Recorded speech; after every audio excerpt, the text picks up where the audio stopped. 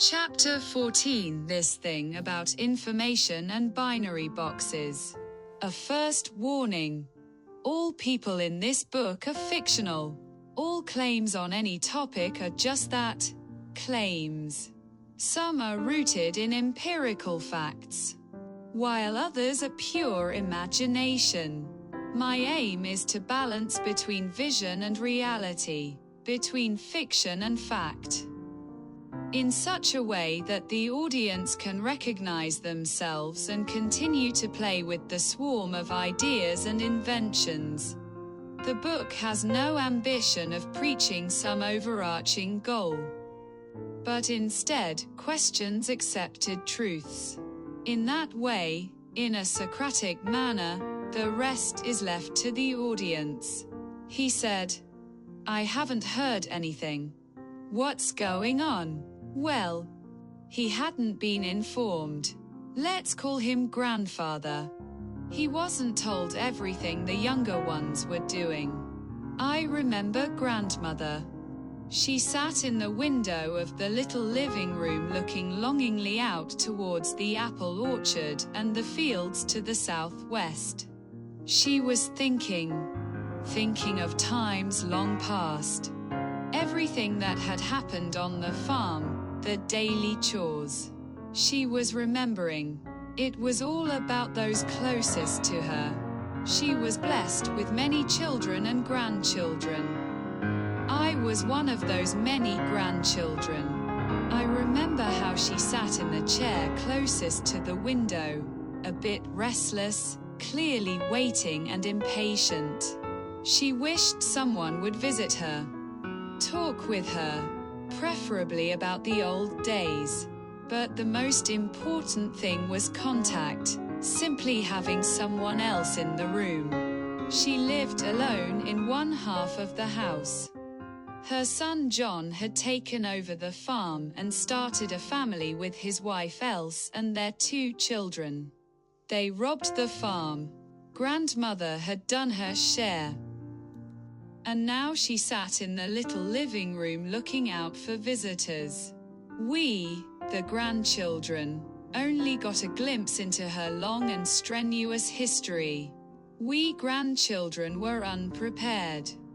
We were confronted with a reality both good and bad. But most of all, we saw everything around us in the light of sunshine.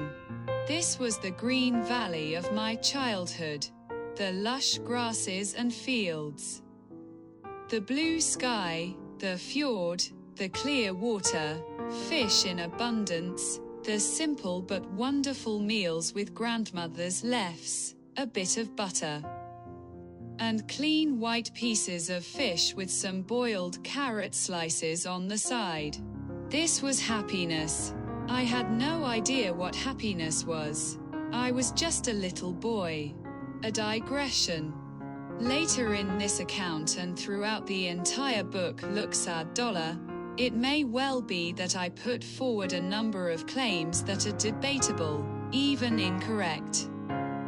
But that only creates the natural friction of an exchange of ideas. A diversity of disagreement is invigorating. Back to the topic. Now, 66 years later, the same memories are so clearly present in my mind. In my memory, nothing has been forgotten. But wait, how can that be? What is memory? I try to read up on this subject, but only grow frustrated. Memory is tied to consciousness, but apparently also to the subconscious. So many events from the past surface in dreams, the inexplicable dream state, where we are directly confronted with past, present, and future all at once. We wake up full of question marks, rather confused for some time afterwards, but eventually we settle down, telling ourselves, it was only a dream. I had such a dream recently. It was a clarifying dream, but it was unpleasant. Now I have tried to write myself out of the problems in my mind that I struggle with. I think think long introductions help. But my experience is that they don't. Why do you continue with long introductions? Well, I believe they prepare the reader to understand my point better, to lay a foundation for understanding. With that said and done, I move to the core of the whole thing. We are clearly inside a generational matrix, a generational analysis. We see from a bird's eye view how generations are woven together, but also torn apart. Perhaps we are in an especially critical time now, or perhaps not. What do I mean by a critical time? It is about the paradox. The paradox is this.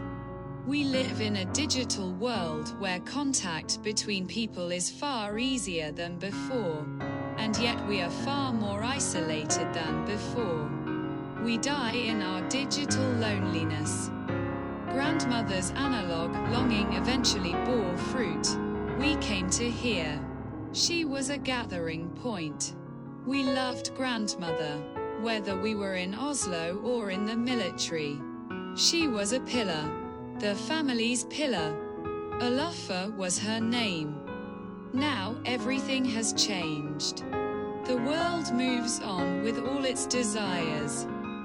The same lesson is preached in all channels. Become richer, become stronger, become more attractive. Have high economic, social, and aesthetic status. Then you will be recognized, valued, and respected. Regarding economic status, it doesn't matter much how you make your money, as long as you make large sums. If you earn large sums through crime, drugs, and weapons, who cares? Just be discreet. Don't loudly advertise your reprehensible business ventures. Simply behave like a member of the upper class in all settings.